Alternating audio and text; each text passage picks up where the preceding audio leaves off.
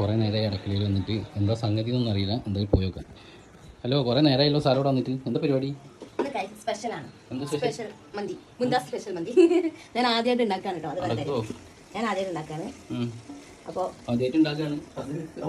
അത് കൊളാവോന്ന് അറിയില്ല.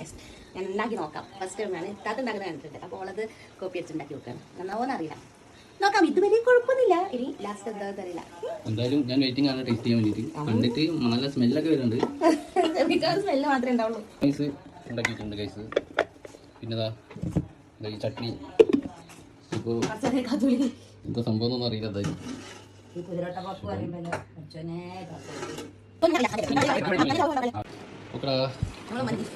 ബാക്കി നോക്കാം.